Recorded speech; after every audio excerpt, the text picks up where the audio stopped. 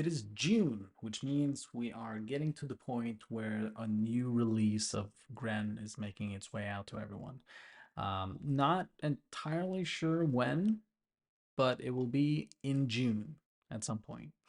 Um, it is an interesting release in some regards. On the compiler front, there are hardly any changes or hardly any noticeable changes. For the most part, you can just upgrade to the new release and you won't really notice much. But on the API side of things, a lot of things is happening. And I thought it would be interesting to kind of like give a closer look at the new file system APIs in particular, uh, um, to kind of like really go in and see all the new changes that have been there, which I won't be able to do in like a release announcement article, as it would just be too much. So without further ado, let's just dive in. So here is packages grenlang.org. This is node. This is the node core package, which means this is the package that provides all the functionality you can do when you make node applications in Gren. Version 3.2.1 is the current version, so this is the documentation for what you can use today. And since we're going to be focusing on the file system API, you will see there is one file system module that you can click. You can see we have defined certain errors, though certainly not all of them. There is a possibility to open and close files. Then you can read from said file either the entire thing or a section of it, and you can write in a similar way.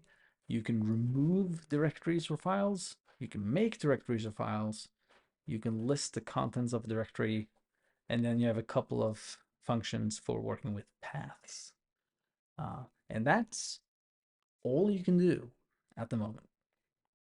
So it has the bare essentials, almost. Like it almost covers the bare essentials, but it's not a lot. And if you want to write like a compiler, say, you will run into limitations quite quickly. But in the summer release of Gren, we will ship the first version of Gren in Gren. So we're starting the rewrite from a Haskell-based compiler into a Gren-based one, and we needed. And one of the first things we discovered is that we need more file system APIs. So that is one of the things that has seen like a complete rewrite during the last 6 months. I'm going to show you exactly how big of a change that is. So I'm going to jump into the next branch. Oh, you can't see that. My face is in the way. It's typical. Okay, so I'm in the next branch of the Grenlang node repository, and I'm going to spin up a preview of the current docs. Now, if you don't know this, the package site for Gren can be downloaded through npm onto your local machine, and then you get access to this command, grendoc preview, which will, that is incredibly not helpful. All right, okay, so here's another feature. So in Gren, you can do local dependencies, and that's why it was failing, because I need to point this at the next version of the Gren core package, because there are changes there, but we're not covering that in this video. And I think now, yep, which means the preview should also work. So now you get a look at how local dependencies work in Gren, and also spinning up a preview of the documentation of a repository you have on disk. So once we have that, we can go to localhost 3000, and here you go, the next version of the node package. And you will see that we now have three modules. There's the file system module, file system file handle, and the file system path. File system path is the easiest one. I haven't actually added a lot of documentations just yet, but I hope you get the gist. So we now have an entire module that deals with a type-safe representation of a path. And this path is operating system agnostic. So Windows path, Linux path, doesn't matter. Your code will be the same. And in the previous version of Node, or we can actually see that here, all paths are just, or for the most part, you need to open a file handle, which is like a representation of an open file, and the path is just a string. And with the helper functions, there are arrays of strings to string or string to string. You know, it's not it's not like a definite type, but in the new node module, it is an actual type. It's a record which contains all the important bits, and you can manipulate that with certain functions.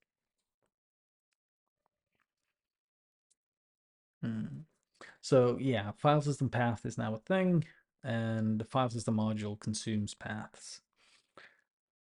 If we're going to look into the file system module, there is a lot to cover here. I'm just going to scroll through and you will see that there are a bunch more functions in here. There's a whole bunch of functions for working on links, like symbolic links or hard links. There is a subscription for watching changes to directory. You can in addition to removing, writing, and reading, you can truncate files, you can append to files, copy files, resolve paths, move files around, change ownership. There's a lot. You can read the metadata file if you just want to see if it exists or want to know a little bit more about it. And there's a whole new sections on errors that you can cover. So you can see there's a lot more stuff you can do. And I think actually, I'm not entirely sure, but I think like 99, maybe not 99, let's say 95% of everything you can do using the built-in Node FS API, you can now do in Gren using this stuff. And the remaining, the things that remain is mostly streaming, so creating file read streams or file write streams. You can't do that yet, not because we don't want to support that, but simply because streaming in general is still sort of like a research problem in Gren, or not a research, it's a time problem. I haven't had the time to invest myself into that, but we're definitely planning to have some stream abstraction in the future. Currently, we don't have one, and so the file system API doesn't provide one either. When it comes to errors is an interesting one. In the current version, we've tried to have we have a thing called access error, and then we have a thing called unknown error, and we tried to have like a specific error type for a certain type of operations, but we had to give that up. There are just too many possible errors and too many errors that overlap between operations. So at least the way Gren works today, it was impossible to do errors that is precise and helpful. So in the new version of this, we have a generic error type, and then we have a way of extracting an error code and an error message. And then we have a bunch of helper functions to just make it easy to check if an error is of a specific known type. But this doesn't cover these helper functions only cover like the majority of cases. There are still many others that can happen, and there are many others on different operating systems that isn't covered very well. But this should at least not be a hindrance, and it should cover the majority of cases. Yeah, so there are a lot more uh, operations now. There's a lot more things you can do. Errors have been revamped, and then we have everything that had to do with file handles in the current API. I have moved to separate directory. Now, file handles is um, a file handle is kind of like a representation of an open file. So in order to get a file handle, you need to open a file, and you can open one for reading or open for writing or both, right? And once you have a file handle, you can do a bunch of operations. And we've also expanded upon the operations you can do in file handles. So there's a significant overlap, or there is an overlap. It's not significant. But file handles essentially is what you want to do if you want to write to a specific piece of a file. Uh, like I want to insert 5 bytes in the middle of this file. Then you want a file handle. Um, or if you're going to do repeated reads or repeated writes to the same file, then you want to open a file handle first and then read from it in a continuous fashion. Yeah. So that is the new FileSystem API. Now I wanted to, instead of just giving you guys like a view of the docs, I thought it would be fun to sit down and write a very simple Gren application that would just monitor a directory and print the contents of whatever file is changed or added to that directory. So let's do that now. So I'm going to apologize beforehand because I haven't practiced this at all. So there's a significant chance that this will go badly. This will go horribly. But what the hell? Let's try that. So we're gonna make a new directory. We're gonna initialize a node project. And then since we're using pre-release versions, we're gonna have to change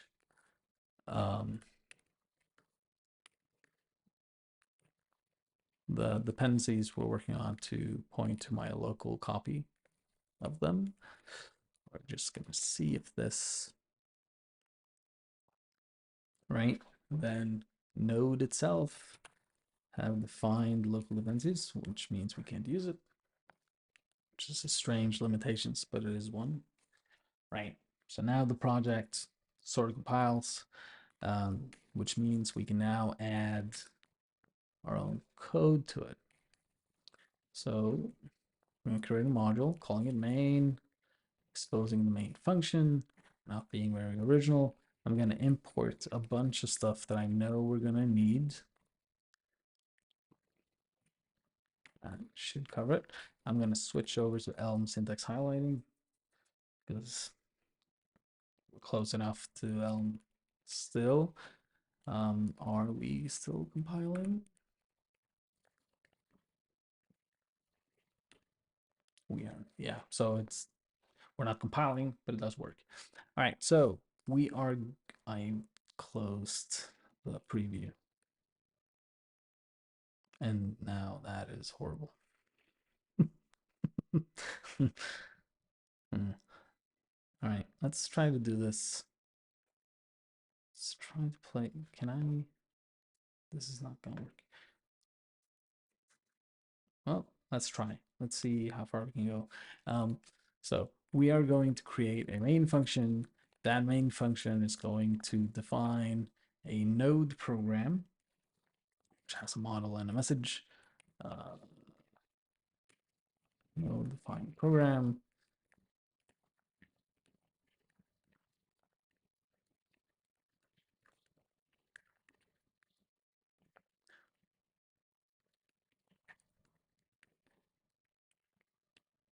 Right, so we're going to define a model. So the only thing I know at this moment is that I'm going to need subscriptions. And since I need subscriptions, I'm going to need a full node program. There is a simpler version of programs but I know that I am going to need the advanced version of it.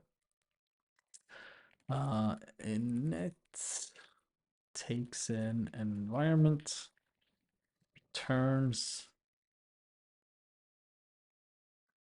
an init initialization task of model, and command message environment. So I'm just going to create some dummy code just to get started here. Start program. Model is just the empty record. The command will be stream send line to environment stand without hello world. Then that stream send line in the next version of Gren, stream send line and the stream send commands, they're going to return a task. And so we're going to call task execute, which takes a task which cannot fail and just turns it into a command. Very simply. So I think, well, first I have to define an update function.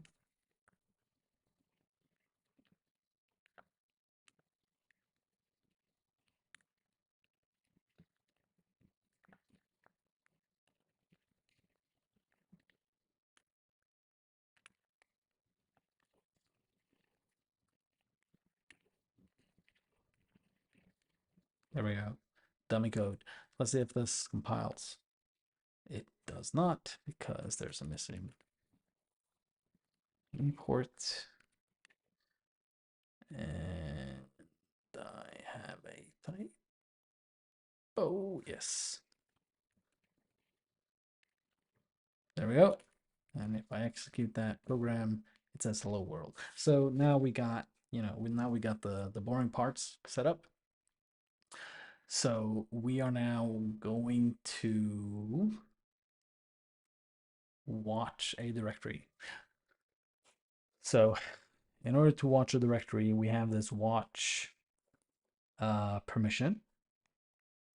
And we have to send or register a function that turns a watch event into, or, we're going to have to tell the runtime how to send watch event to our update function.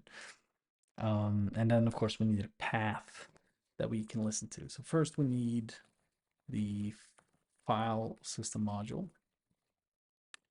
Then we need the file system path module.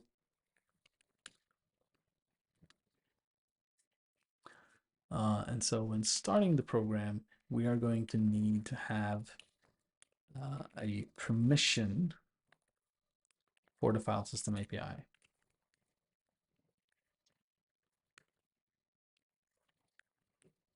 Right? And in order to do stuff, we're probably going to need, aren't we? Yeah, we're going to need that file system permission later on.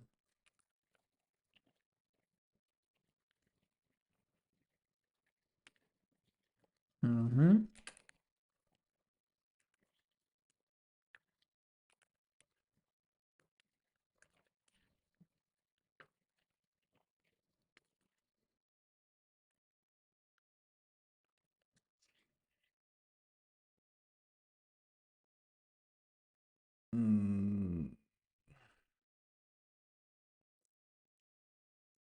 And what? Yeah, and we're gonna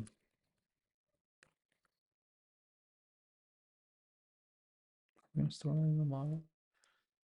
So it needs, let's just make it simple for now. So yeah, so change this with a more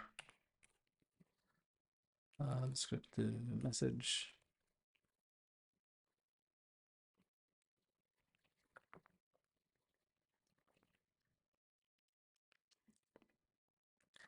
And then in our subscriptions, we are going to watch, and I'm going to need the file system permission for that.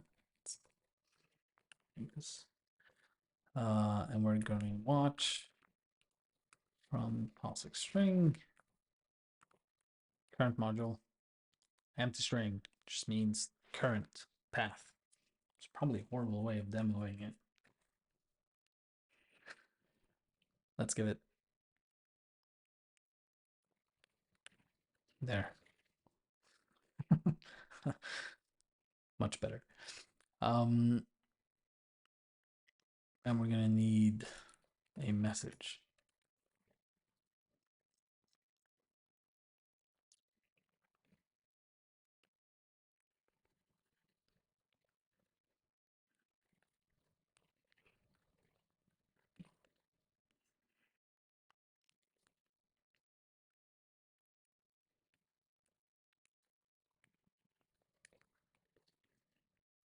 So whenever something happens to watch there, a change message will be triggered.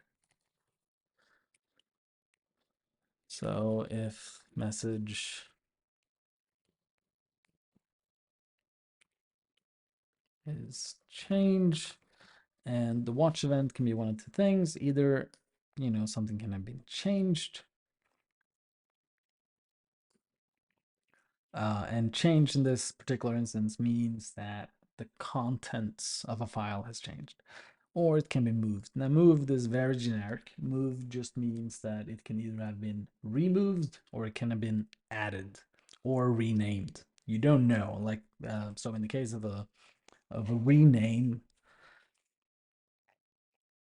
I'm actually not sure. It's platform specific, and the system might tell you what has changed or what has moved.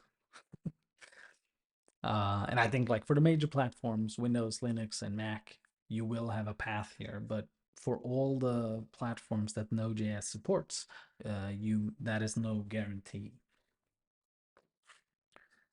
Which is why there's a maybe path. So let's so if it's changed, there's a maybe path. And for right now, we're not going to do anything specific other than to do a debug log, right?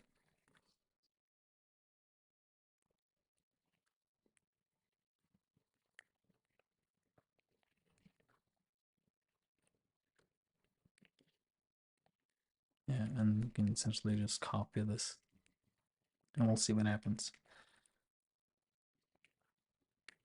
And actually, this might be fine enough for demonstration purposes. Of course, in an actual program, you wouldn't do debug log. You would do, stream send line, or maybe you would do something more fancy.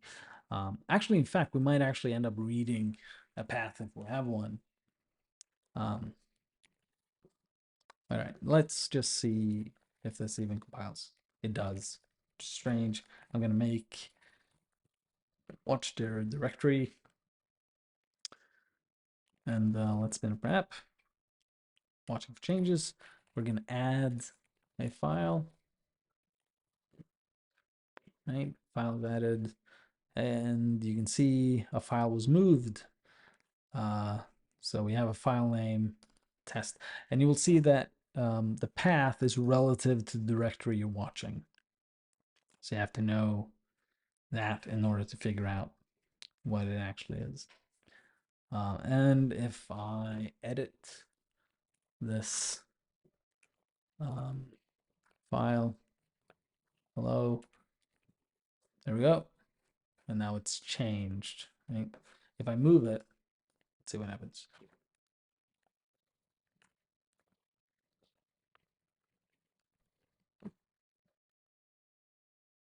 Yes, and so that triggers two moves events. So first, test one test was moved, and then test two moved. And this is essentially just renaming test to test two. A move event just means that it might be gone, or it might be there. You don't know. All right, so let's make this a little bit more interesting and then say if it was moved, no, if it was changed, then the file should still be there. So if um,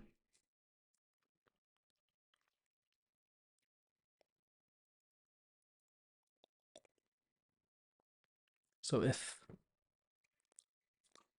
maybe path is a actual path, then we know that we should be able to um, print the contents of it. And if it shouldn't, if it's not, then we can say that. So stream send line, which means we need access to send it out. File was changed.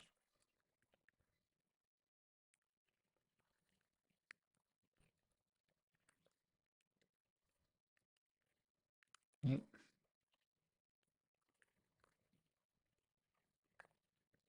That means I need it.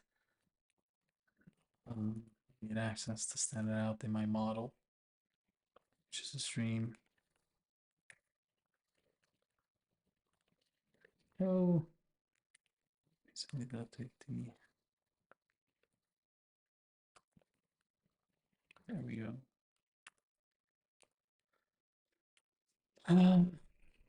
But if it has moved, then I think we should be able to just do, let's see, file system read file. Then, prove that we have the access to do so.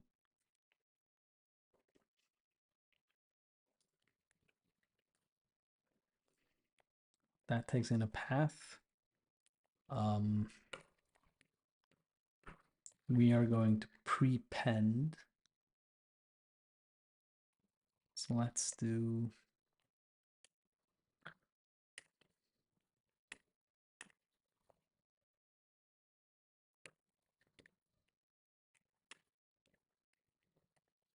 so we're going to extract this as a variable or constant.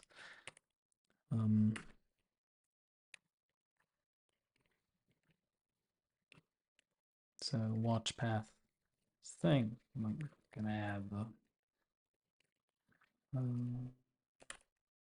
the types just for good measure. So we now have the watch path as a constant, which means that we should be able to figure out. So if we prepend the watcher path to the path that's changed, we should end up with the actual path, which means that once we have read it,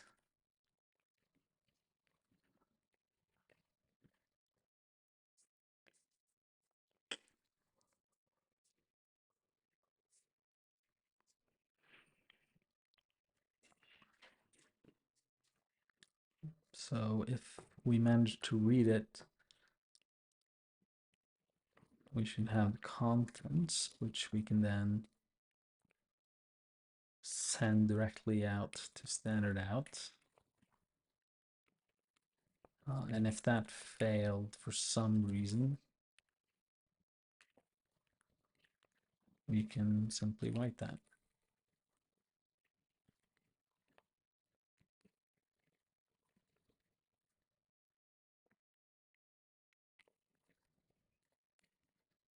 And then we can execute it. So that should work, right? Probably not. First, there's a typo. Now, another typo.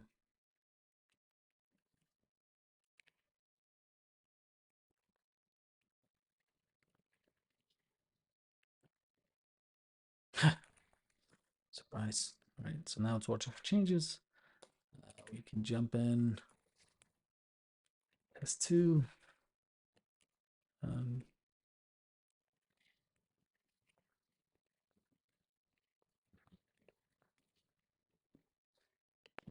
new change, and it read the file, printed the contents to standard out. Yeah. So I think I'm going to stop there. I think you get the point on how you would build uh, something like this. So you couldn't previously do this, or you can't do this currently in Gren. You can do it from sometime in June.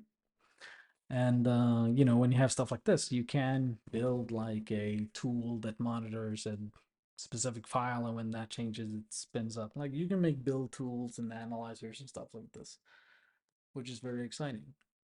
And of course, the FileSystem API is probably the biggest API change in the upcoming Gren release. But you know, there are many other minor changes.